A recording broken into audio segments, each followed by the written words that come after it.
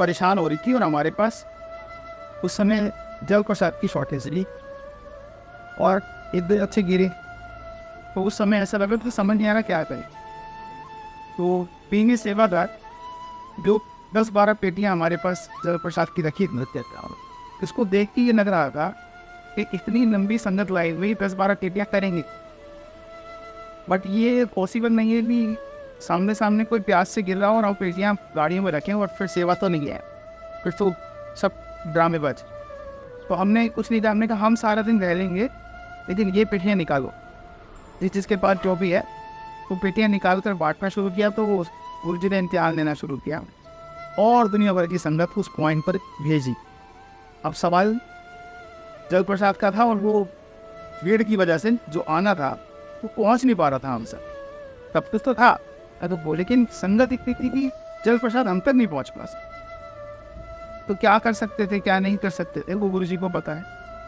तो जिस जगह पर जहाँ संगत की लाइन लगी थी उसके बहुत आगे जाके वैसे तो कैंपर रखे हुए थे जल प्रसाद, लेकिन जब तक संगत वहाँ तक पहुँची तब तक उस भीड़ की लाइन में खड़े रहे, संगत की स्ट्रेंथ टूट गई।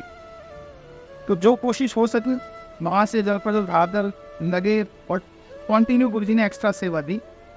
एक स्टेज के बाद संगत को भी रोक दिया कि वहाँ उधर नहीं भेजना, तो हमें और क्या करना, तो जितनी सेवा ढूंढ सकते हैं ढूंढी। जहाँ जहाँ से जल प्रसाद मिला वो पिलाया गिलास में भर भर के, जितना पॉसिबल हो सका किया गुरु जी ने स्टेबल। उस सेवा के बाद जब रात के 11 बजे नॉन स्टॉप गुरु जी देते हैं हिम्मत हमारे बस की, तो उसमें से दूध भी लाना नहीं। तो 11 बजे के करीब एक अनाउंसमेंट हुई कि मंदिर बंद हो गया है और अब कोई अंदर नहीं जाए। आमतौर पर संगत को ऐसी आदत पड़ी है 12 बजे जाएंगे, तो वो इस बार थोड़े से स्ट्रिक्ट रूल के हिसाब से 11 बजे जब जैसे ही हुआ तो ठीक उस समय जब मुझे पता लगा उस समय तक गाड़ियाँ कुछ अंदर भी आ चुकी थी। तो अंकल जैसी गाड़ी लगाने लगे तो मैसेज आया कि अब किसी की गाड़ी लगने नहीं देंगे। अब ये बहुत मुश्किल काम होता है बीइंग सेवादार, किसी गुरु जी से ना मिलने दिया है, और वो भी तब जब कोई भीड़ में या जाम में फंसकर अंदर आया। तो अंदर से मन ये कह रहा था कि ये लेट नहीं, बस 1 सेकंड का फर्क। तो मैंने उन्हें एक बार कहा, मैंने कहा गुरु जी सुबह से इंतजार कर रहे हैं, आप 11 बजे आए, अब दरवाजे बंद हो जाएंगे तब मिलो, ऐसे मैंने उनको बोला। बट उनका उन्हीं रास्ता देखा तो जो मेरे पास प्रसाद वगैरह था या बाद में जल प्रसाद की पेटियाँ आई थी तो मैंने उनको दिया, वो खुश हो गए। इतने में एक 70 साल की बुजुर्ग संगत थी, वो आज रोड के खड़ी हो जाने देना। तो ये जो फील होता है कि किसी संगत को मना करना, वो था पत्थर उठा पड़ा। मैंने कहा आंटी कैसे जा रहे तुम बोल, कह रहे हम 5-6 लोग हैं, बाहर से मत्था टेक आएंगे। मैंने कहा बंद तो हुई गया एक माथा, तो बाहर से टेक हो गए, गाड़ी भी लगा भी दी है, तो मना नहीं किया मम्मा। तो मैंने गुरु जी से ऐसे इजाज़त ली कि आज्ञा तो आपकी ये है कि किसी को गाड़ी नहीं लगाने देनी, इनकी लग चुकी है और ये अंदर आ चुके थे, तो मैं इनको जाने दे रहा हूँ। तो उन्हें जाने दिया तो वो बाहर से मत्था टेक के आए, यहाँ तक सब सामान नहीं है। मेरे ख्याल ये था कि जब वो वापस आई फैमिली, जो गाड़ी वाले थे, इनको मैंने जल प्रसाद और मंदिर प्रसाद दिया, तो वो जब वापस आया तो उन्हें बोला अगर हमें यहीं पे कोई सत्संग सुना दे। तो मैंने कहा मैं इतने गा रहा हूँ, तेरा तो सुना दो। तो मैं उनको सत्संग सुनाने लगा। सत्संग मैंने अपना सुनाया और कई ऐसे सत्संग हैं जो उनका उनको गूज़बम्प होने लगे। तो उन्होंने बोला अंकल हमारे यहाँ सत्संग होगा तो आप आएंगे। तो मैंने कहा अंकल गुरु जी बुलाते हैं, जहाँ सत्संग होगा चले जाएंगे। तो कहना अंकल नंबर दे। वो पर्सन मुझे जानते नहीं, मैं उनको जानता है, तो बस वही मुलाकात थी जो उनको मैंने अलाउ किया और वो वापस आए। जिस समय उनको नंबर बोल रहा था अंकल 7065664455, वो नंबर ऑटोमेटिकली उनकी आंटी दीदी के लिए तो सेव आ रहा है। जैसे ही उन्होंने देखा कि नंबर उनके फ़ोन में सेव है, उसके बाद वो रुके ही नहीं और चले गए। ना कुछ कहा, ना कहने दिया, ना सुन। मुझे भी सरप्राइज का बहुत ज़्यादा देखते थी कि क्या कनेक्शन था, क्या अटैचमेंट थी, जो गुरु जी ने ये उनको फील कराया कि उनके पास वो नंबर ऑलरेडी से है। अब मैंने कहा कोई ना कोई तो रीज़न होगा, किसी ने जिस थ्रू मिला होगा। उन्होंने कहा अतः हम तो नहीं पता, वो चले गए। ये तो था गुरु जी का उस दिन का जब जो फील कराया कि हमारी आपस में कहीं ना कहीं कोई कनेक्टिविटी पूरी पूरी बना। हम ना किसी को रोक सकते और ना ही किसी को बुला सकते। हमने बड़ी पूरी कोशिश की आज 1.25 घंटे पहले निकलने की, और 1 घंटा 5 मिनट दिखा रहा था, लेकिन यहाँ कितने बजे पहुँचेंगे ये तो हमारी कोई बात। कोशिश तो ये रहती है ना कि हम पहले पहुँच जाए।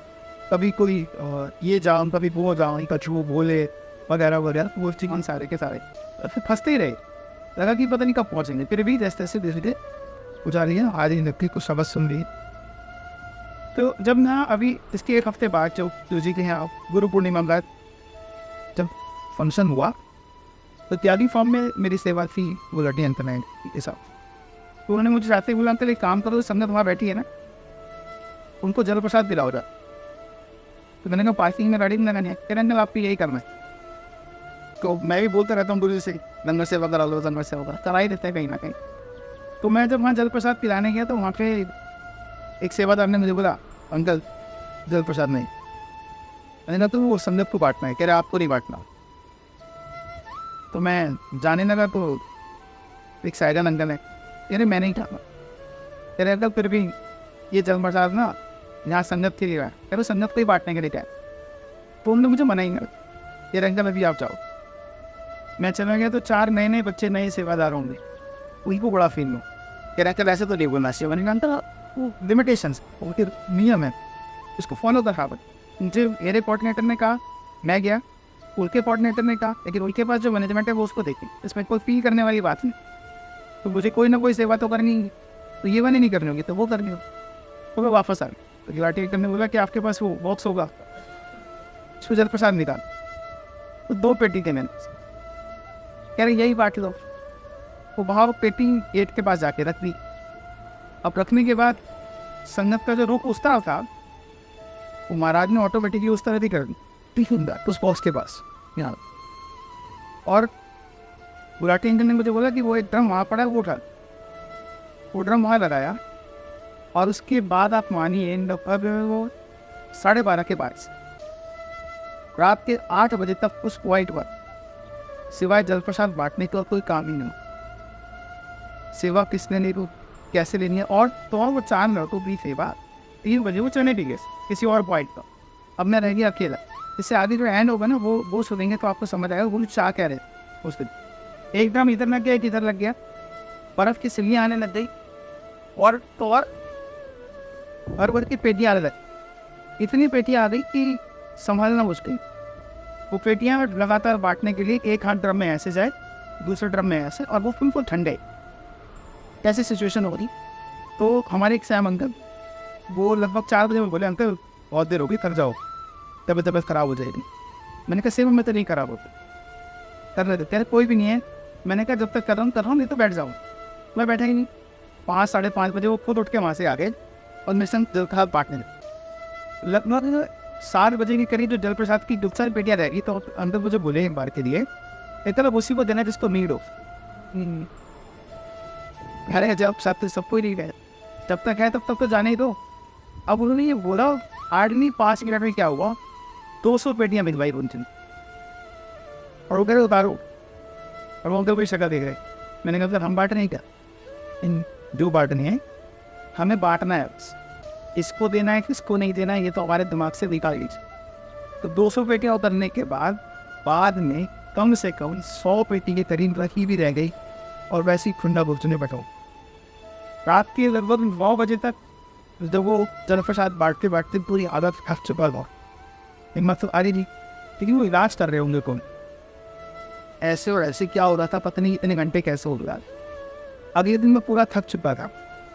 मंगलवार की रात को 12:30 बजे मुझे पैरालाइज स्टार्ट है। आज नाम सामने कर, पूरी बॉडी में इतनी शिवरिंग और इतना बुरा हाल हो गया, जान निकाल के बाहर फेंकते हुए। फिर मैं जैसे तैसे, और उस दिन पहली बार ऐसा हुआ कि मैं बेड पे सोने के बजाय मैंने उस दिन जो रनर होते हैं उसी पे सो गया मैं। ऐसे पर ढाई घंटा 12:30 घंटा ऐसी कुछ टाइम जब मेरी पूरी बॉडी ऐसा हो गया, मैं मतलब हो गया कुछ। फिर भी मुझे हिम्मत दी और मैं वहाँ से उठ के इनके पास पहुँचा, देखा कि पूरी बॉडी का हाल लगभग ऐसा हो रहा था कि समझ नहीं। फिर इन्होंने रात को पानी से पूरी बॉडी साफ की, सर पर पट्टियाँ रखी। अगले दिन तक बस एक ही चीज़ हुई मुझे, वीकनेस आ गई, वेट खड़ा नहीं हो पा रहा। बाकी शरीर का कोई अंग खराब नहीं, क्योंकि संडे को शायद वो शरीर के अंग पे काम कर रहे हैं, कर ही रहे होंगे।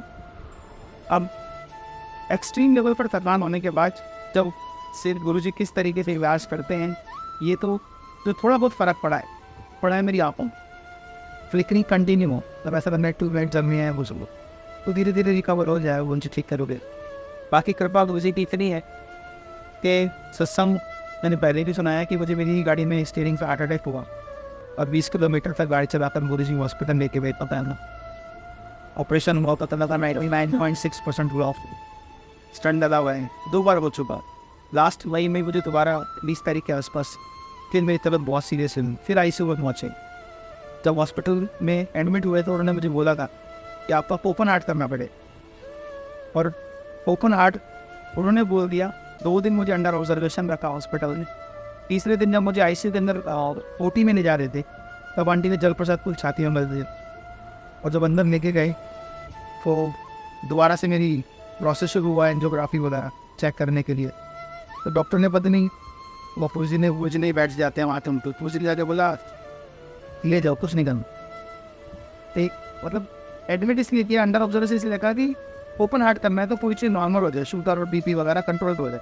BP 250+ जा रहा था। और तीसरे दिन जब उन्होंने मुझे रिलीव किया तो एक्स्ट्रा स्टंट की भी जरूरत नहीं पड़ी, और वो बोले कि 3 आर्टरी बिल्कुल क्लीन है, और जहाँ स्टंट पड़ा हुआ है वहाँ पे कुछ करने की ज़रूरत नहीं है, डिस्चार्ज लेनी। तो ये वो है। अभी सोनीपत में अब अंदर करते नहीं, सोनीपत में हम दिसंबर में थे, एक सत्संग में थे, ऐसे मैं लंगर कर रहा था, तो वहाँ पे किटी आंटी है सत्संग में। तो किटी आंटी ने सत्संग के टाइम पे जब मैं लंगर कर रहा था, कोई फैमिली आई हुई थी करनाल से, इनके यहाँ। तो जो फैमिली करनाल से आई हुई थी, तो मैं बोला कि दीदी पंकज से ना सत्संग सुन लो। तो सत्संग सुनने से पहले मैं लंगर पर खत्म कर लिया था। तो मैं लंगर करते करते वो मुझे बोल पड़े कि ना मेरी बेटियाँ अमेरिका नहीं जा, विदेश नहीं जा। तो मैं चुप रहा, मैं ऐसे खाता रहा। कह रहे अंकल हम करनाल से आए हैं, मेरी बेटिया ना विदेश नहीं जा, बड़ी पता नहीं कहाँ अड़चन लगी। सबके लिए अच्छा ही बोलना कि पता नहीं क्या हुआ उस समय, मेरे मुँह से निकला कि मई में जाए। उनकी प्लानिंग जनवरी फरवरी की, कह रहे हम तो सोच रहे हैं जनवरी फरवरी में, नहीं मई में ही जाएगी और एयरपोर्ट छोड़ जाऊँगा, ऐसे मुँह से निकला। तो 12 मई को संडे को जब मैं सेवा कर रहा था, उन लोगों ने नंबर लिया था, फ़ोन किया, अंकल 29 मई को फिर मेरा US फाइनल हो गया है और छोड़ के आना हो। अब छोड़ने की सिचुएशन है, वो कैंसिल सेट कर रखी है। संडे के दिन मेरे को सेवा पे आना है, 19 तारीख 19 मई मैं यहाँ सेवा पे हूँ, और वहाँ वो एयरपोर्ट पहुँच गए। वो लड़की जिद कर रही है कि जब तक आप एयरपोर्ट नहीं आओगे मैं जाऊँगी। तो फिर मैंने अंकल से पूछा, मैंने अंकल ऐसे ऐसे हुआ है और गुरुजी की जी मर्जी है, सेवा छोड़ के चले जाऊँगा। तब फिर मुझे अंकल ने कहा तो वो भी सेवा करने जा रहे हो आप, छोड़ के वापस आ गया। और जाने लगा बाहर, तो टाइम लगभग इतना हो जाता है कि मैं लेट हो जाऊँ। बाहर पूछ रहे परेशान हूँ, तो एक लेडीज आंटी ने मेरे पास हाथ दिया, मैं रोगा आंटी कह रहे मुझे छोड़ दो छत बुक पे। और मैंने कहा एयरपोर्ट की ऑलरेडी लेट हूँ, उधर वो बाहर वेट कर रही है, इनको छोड़ो या ना छोड़ो, मैं ऐसे छोड़ दूँगा। मैं किसी और रास्ते से निकलता, लेकिन छतरपुर से गया तो मुझे कोई जाम नहीं, कुछ नहीं। ओरिजिनल उस रास्ते से निकाल रहा हूँ, किसी और रास्ते से बस भी सकता था। वहाँ से निकाला, पहुँचा, और ये 2-4 मिनट बचे होंगे, मैं उससे मिला, वो लड़की दब गई है। और अब उस लड़की के साथ मामा बाजी वाला रिलेशन हो रखा है। तो मुझे ऐसी रिश्ते को होता है, मैं बिटियाएँ दे रखी हैं, कहीं पे भाई दे रखे हैं, और कहीं पे मौका दे रखा है ये बताने के लिए कुछ नहीं कैसे रखा हुआ। तो मैं ये लंगर टीम है हमारे बड़े बंधु, इन लोगों से कहता ही रहता लंगर सेवा करवाओ। तो मैं इनसे कहता रहता हूँ, वो कहीं ना कहीं करा। पिछले बड़े फंक्शन कॉलो फंक्शन पे जल प्रसाद की सेवा कराना, लंगर सेवा कराता है, गाड़ियाँ लगाने की सेवा में लगा है, और कहीं भी मतलब छात होती है ऑलमोस्ट सेवा, वहाँ सीधा लंगर सेवा लग जाए। तो अंदर से अगर हम मांग रहे हैं ना सेवा, तो कहीं ना कहीं हमारे कष्ट तक वो हम मैं जब वहाँ जाते हैं लोग, बहुत सारे लोगों से एक बात हर बार संगत से एक रिक्वेस्ट करता हूँ, हर सत्संग में जहाँ पे बात होती है, मैंने बस एक यही कहता हूँ कि आप औपचारिकताओं से दर्शन फंस कि मुझे वहाँ तक जाने दो या मुझे वो करने दो, मुझे बस कभी जाओ तो ऐसे जाओ कि जैसे मैं गुरुजी से मिलने जाऊँ। जैसे हम भी कभी अगर जाते हैं, अगर मान लो मैं संडे को ही गया तो अपनी गाड़ी से गया तो उसमें कोई ज़रूरत नहीं है मुझे कि हाँ सब जानते हैं तो मेरी गाड़ी कागज़, मेरी गाड़ी तो वो लगाएंगे पिमला कि जितने दूर लगाएंगे वहाँ से पैदल चल के आएंगे तो भी कोई कष्ट कटेगा। तो ये मैसेज संगत को हमें देना चाहिए कि जब गुरुजी से मिलने जाते हो तो वैसे ही जाया करो जैसे एक आप साधारण से तरीके से जाना चाहिए। गाड़ी की प्रायोरिटीज़ पे नहीं रहना चाहिए या इस बात को नहीं तवज्जो देनी चाहिए कि वो मेरे को जानता है वो जानता है। सिर्फ इनको और ये होते हैं, इनके अलावा कोई नहीं। जय गुरु, चुप रहा गुरु।